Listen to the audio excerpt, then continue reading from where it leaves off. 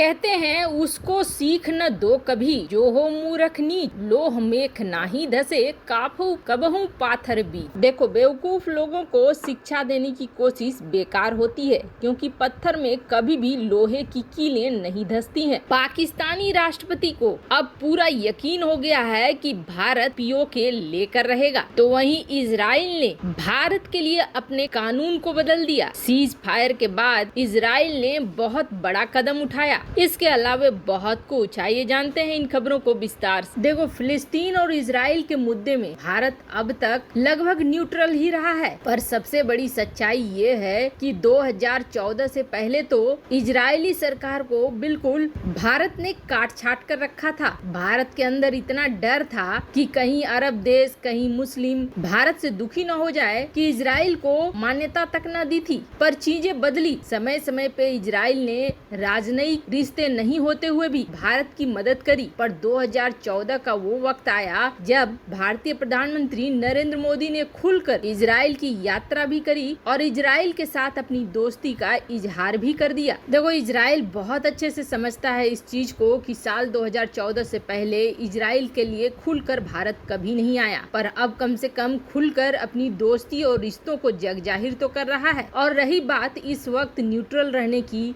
या इजराइल का सामने से आकर समर्थन नहीं करने की, तो इजराइल भारत की मजबूरियों को भी बहुत अच्छे से समझता है। देखो, 2014 से पहले तक तो ऐसा रहा है कि यूएन हो या लड़ाई हो, हर जगह इजराइल ने भारत की मदद करी, लेकिन भारत ने कभी डिप्लोमेटिक तौर से इजराइल की कोई मदद नहीं करी। इजराइल इस चीज को बहुत अच्छे से जानता है कि भारत और इजराइल के रिश्ते 2014 के बाद बिल्कुल अलग से हो गए हैं, और यही वजह है कि न्यूट्रल रहने के बाद भी इजराइल लगातार अपनी एक ऐसी छवि दिखा रहा है जो पहले तो हम लोगों को भावुक करती थी, लेकिन अब ये भारतीयों को शर्मिंदा भी कर रही है। देखो, अभी जब महामारी में हेल्प के नाम से कई देशों ने कंसाइनमेंट भेजने शुरू करे, किसी ने 2, अभी तक सिर्फ बातों में ही है, पर इजराइल वो देश है जिसने अभी तक 3-4 कंसाइनमेंट भेज रखा है और भी भेजते जा रहे हैं। और सिर्फ इतना ही नहीं, आपको बता दें, ऐसा नहीं है कि इजराइल के पास जो स्टॉक में पड़ी हुई चीजें हैं उसको वो भारत भेज रहा है, बल्कि भारत के लिए खास मैन्युफैक्चर करके भी वो भेज रहे हैं। और इसके अलावा सौम्या संतोष के लिए जिस तरीके से इजराइल अपना रूप दिखाया, वो बिल्कुल भारत और रिश्ते को जग जाहिर करता है। देखो, एक तरफ जहां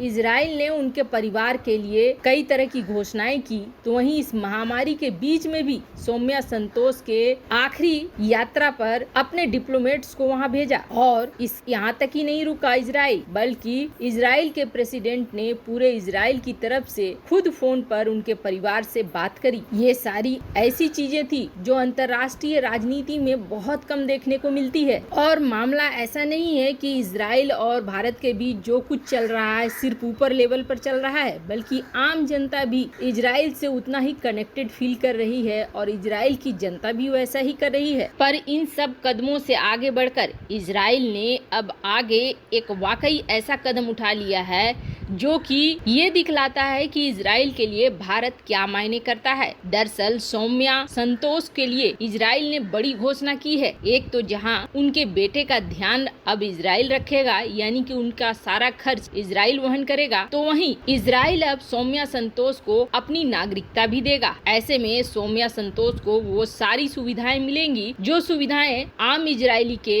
हमास द्वारा रॉकेट दागने पर मृत्यु होती है तो मिलती है, जिसमें पेंशन, मेडिकल की सुविधाएं और भी कई तरह की सुविधाएं शामिल हैं। सौम्या संतोष के परिवार का कहना है कि वो इसे सौम्या संतोष के लिए बहुत बड़ी उपलब्धि मानते हैं, पर इतना जरूर है कि इसकी घोषणा करते हुए रोनी येडिडा ने ये साबित कर दिया कि भारत इजराइल के लिए बहुत ही ज्यादा मायने करता है और भारत और इजराइल के रिश्ते भी मायने करते हैं। वहीं दूसरी तरफ अब पाकिस्तान के राष्ट्रपति को ऐसा लग रहा है कि भारत पीओके लेकर रहेगा, और उन्होंने इस बात को मान भी लिया है। और सिर्फ पाकिस्तानी राष्ट्रपति नहीं, बल्कि चीन को भी ऐसा लग रहा है कि भारत किसी भी कीमत पर पीओके लेकर रहेगा। वैसे जरा सा आप इसे देखें, ये है जो दिखा रहा है चीन का असली रूप क्या है। असल में चीन की बात करेंगे तो असली चीन मात्र यहाँ से लेकर यहाँ तक है। बाकी ये है जो चीन ने इस तुर्किस्तान को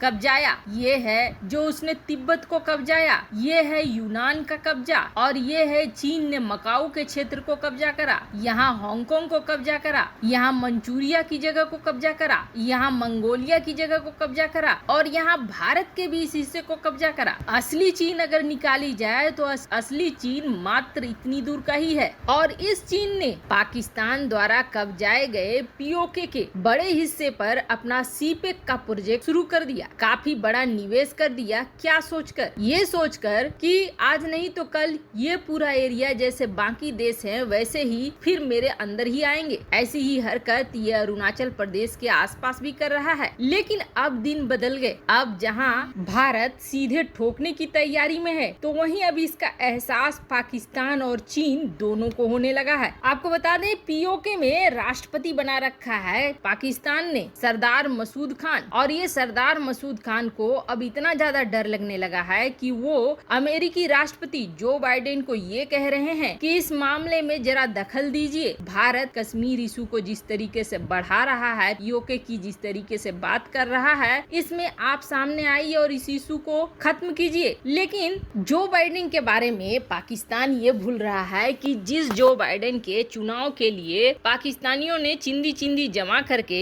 5 मिलियन रुपए पहुंचाए थे, वो जो बाइडेन ओबामा के शासनकाल में वह उपराष्ट्रपति रहे हैं जिन्होंने अच्छा बोला है, लेकिन पाकिस्तान पर लगातार ड्रोन अटैक अमेरिका ने ही किया है। अभी भी हालात यही हैं। जो बाइडेन बहुत मीठा बोलते हैं, मिट्ठू टाइप बोलते हैं, लेकिन करते बहुत बुरा है। अब कौन समझाए कि जरा सा जो बयान दिया है अमेरिका ने उसे समझने की कोशिश करें। ये जो पाकिस्तानी राष्ट्रपति हैं उन्हें ये समझना चाहिए कि अमेरिका ने क्लियर कर दिया है कि कश्मीर मामला भारत का आंतरिक मामला है। यहाँ तक कि आर्टिकल 370 हटाने के बाद जम्मू कश्मीर का जो विकास हुआ है उसकी प्रशंसा भी अमेरिका ने कर दी है। अमेरिका ने ये समझा दिया है कि इस मामले में हम नहीं पड़ने वाले हैं, और वैसे भी भारत जल्द ही पीओके की तरफ बढ़ेगा ये भी निश्चित है। वो तो महामारी ने रोक लिया है, वरना आप देखते अभी तक कुछ न कुछ बड़ा कांड हो गया रहता। वैसे ये डर ही है पीओके के राष्ट्रपति का, जो कभी चीन को कहते हैं कि उसने हमारी मदद करी और कभी अमेरिका के सामने गुहार लगाते हैं। चलो कोई नहीं, थोड़े दिन की बात है। वैसे आपको क्या लगता है, क्या पीओके जल्द भारत में शामिल होगा? कमेंट कर अपनी राय जरूर बताएं। जल्द मिलते हैं अगले वीडियो में नई खबर के साथ।